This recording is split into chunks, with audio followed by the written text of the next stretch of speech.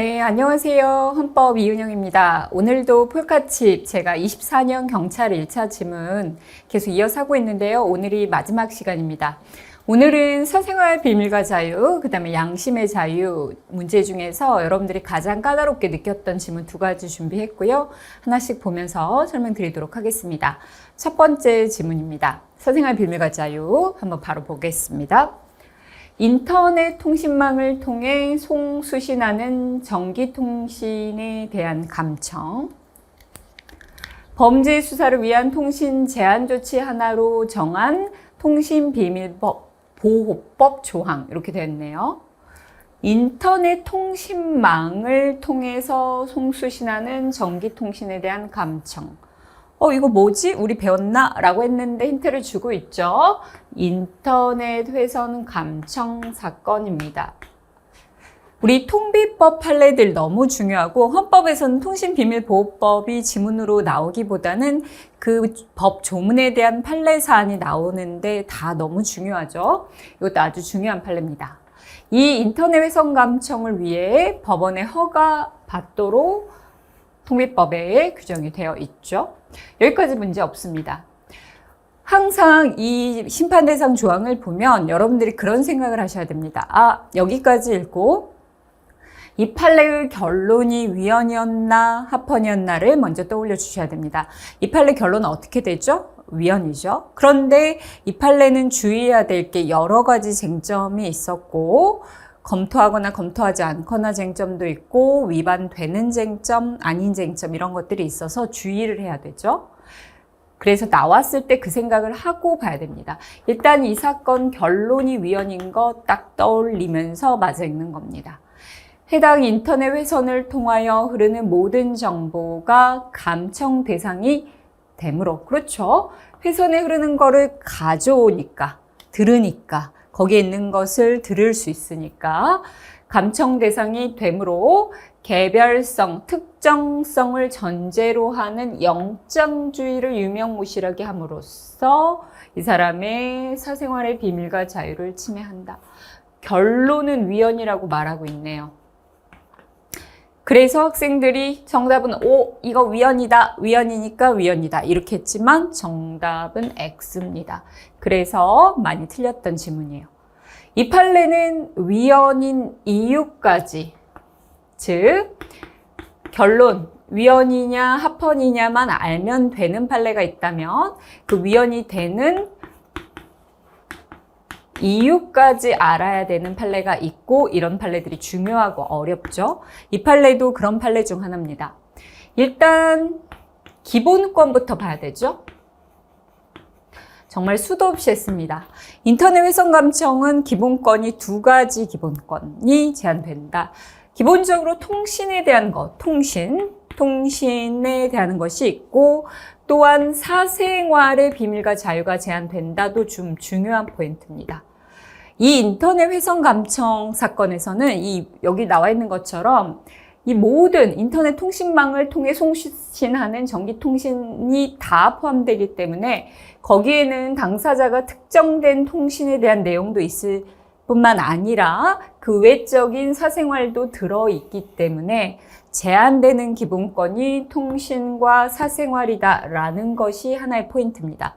그래서 제가 두 문자를 따서 외워드리게 하고 있어요. 인터넷 통신사다. 이렇게 인터넷 회선 감청은 통신사 제한이다 라는 것이고, 두 번째 여기서 영장주의를 검토했는데 이걸 지금 출제한 거거든요. 이 영장주의가 어떻게 되냐라고 했더니 이 판례 영장주의는 이렇게 이야기를 합니다. 영장주의 개념을 얘기해요. 영장주의 개념을 얘기하면서 영장주의는 법원에 의한 통제, 이 영장을 발부함에 있어서 법원에 영장을 발부할 때의 사전 통제를 의미한 것이지 그 이후에 법원이 사후적으로 통제하는 것까지 의미하지는 않는다라고 하면서 이 사건 이미 사전 통제, 법원의 허가라는 사전 통제가 있었기 때문에 이 부분을 지금 지적하고 있는데 이 부분에 대해서는 영장주의로는 검토하지 않겠다. 사전 통제가 있었고 이 영장주의의 개념에 사후 통제까지 의미한다고 보기는 어려우므로 그러면서 뭐라고 딱 결론 내리냐면 영장주의는 미안하지만 별도로 검토하지 않겠다 얘기합니다. 이게 아주 특이했어요. 우리 비교되는 판례가 있죠. 통신사실 확인자료, 기지국 수사, 위치 추적 정보 사건에서는 영장주의 적용된다. 다만 위반, 허가받고 있으니까 위반되지 않는다라고 했는데 이 사건은 개념을 얘기하면서 영장주의 별도로 검토하지 않는다고 했습니다. 그런데 지문으로 다시 와보면 영장주의를 유명무실하게 한다. 이 말은 무슨 말이냐면 영장주의에 위반된다. 그 말입니다. 아니 위반인지 아닌지 검토하지 않겠다라는 것이에요. 그래서 위반된다고 단언할 수 없습니다. 이 판례는 영장주의 위반이 아니라 우리 잘 알고 있듯이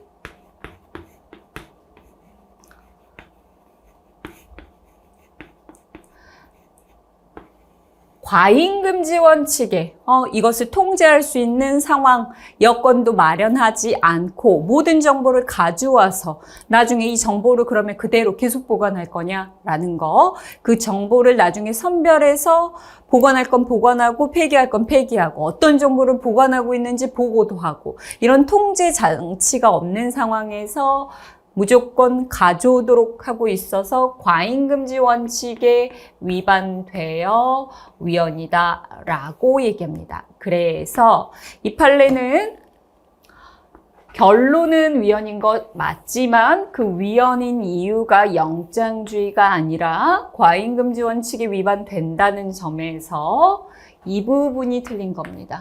영장주의를 유명무실하게 함으로써. 가 아니고 과잉금지 원칙이 위반되어 기본권은 맞았죠. 통신과 사생활 비밀과 자유 또는 통신의 자유를 침해한다. 이렇게 돼야 됩니다.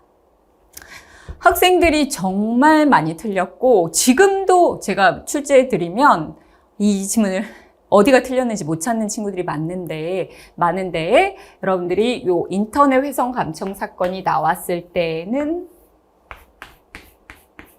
반드시 이렇게 결론뿐만 아니라 위헌 이유까지 봐줘야 된다는 것을 기억해 주시면 좋겠습니다. 자, 두 번째 지문은 양심의 자유입니다. 이 지문 국가보안법 이적 표현물 소지 취득에 관한 사건이고 여러분들이 이 지문도 사실은 이게 무슨 말인지 맞는 지문인지 틀린 지문인지 많이 고민을 했어요. 이 지문 24년 경찰 1차에도 나왔지만 바로 전 시험이었던 24년 법원행시 시험에도 이 지문이 포함되어 있었고 동일한 지문이 출제가 됐습니다. 교수님들이 국가보안법 사건에 대한 판단은 아주 좋아하시고 국가보안법은 거의 해마다 헌법소원이 있을 정도로 자주 문제가 되는 사건이고 24년에도 이 판단이 있었는데 합헌 결정이 내려졌습니다. 한번 보시겠습니다. 양심 형성의 자유. 양심 형성의 자유는 외부의 간섭과 강제로부터 절대적으로 보호되는 기본권이므로. 양심은 형성의 자유가 있고 또 뭐가 있죠? 실현의 자유. 그런데 이 부분을 얘기하네요. 실현 전 단계인 형성의 자유는 간섭과 강제로부터 절대적으로 보호되는 기본권. 여러분들 여기까지는 아주 깔끔하게 맞는 얘기를 합니다. 양심은 형성의 자유, 실현의 자유가 있는데 실현의 자유, 자기 부자기. 이 실현의 자유는 이미 바깥으로 드러난 기본권이어서 상대적 기본권. 반면 형성의 자유는 절대적 기본권. 맞는 얘기를 하고 있어요. 그래서 우리가 이거를 빨려 들어가기 쉽습니다. 자, 읽어볼게요. 그런데 이 사건은 주의해야죠. 이 앞에 말이 중요한 게 아니라 여러분들은 항상 판례를 공부하고 있다는 것을 기억을 하시고 이적 표현물의 소지 취득 행위. 이 소지 취득을 반포, 판매로 이어지거나 이것이 외부로 표현되고 실현되지 아니한 단계. 이게 똑같은 말이에요. 소지 취득만 하고 아직 뭔가 드러나지 아니한 이 단계에서 이 소지 취득을 뭐 한다는 거예요? 처벌하는 것. 결국은 이 심판 대상 조항은 이적 표현물의 소지 취득 행위를 처벌하는 것입니다. 이게 바로 무슨 법? 국가보안법입니다. 국가보안법 7조 5항에 이 규정이 있습니다.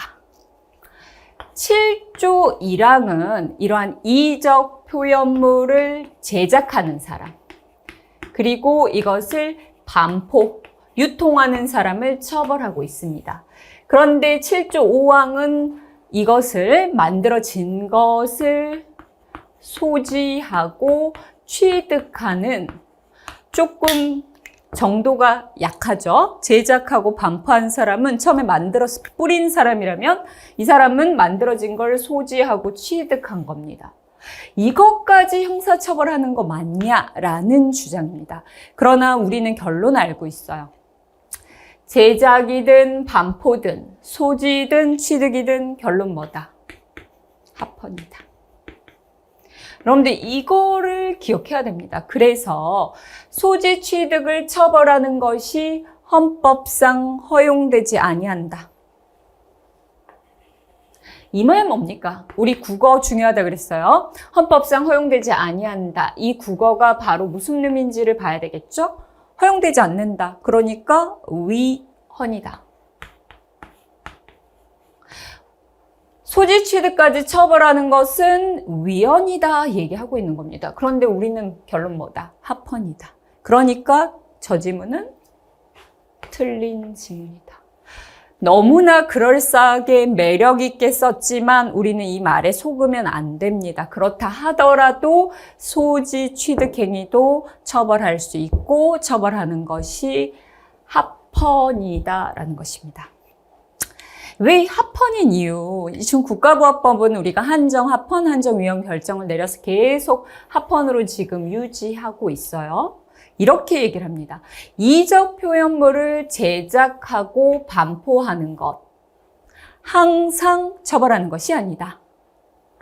무조건 처벌하는 게 아니라 그것이 자유민주적 기본질서를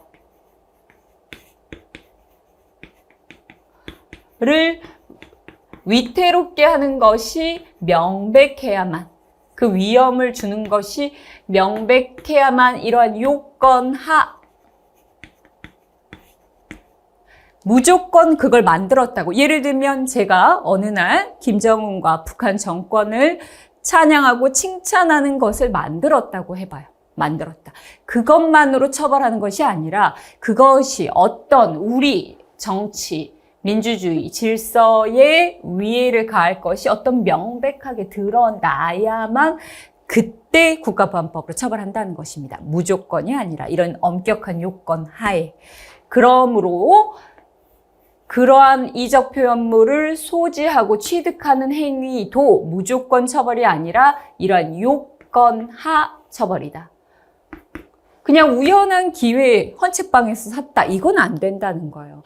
단순 소지, 취득을 처벌하는 것이 아니라 이런 것들이 드러났을 때 처벌하는 것이므로 소지, 취득도 역시 처벌하는 것 합헌이다.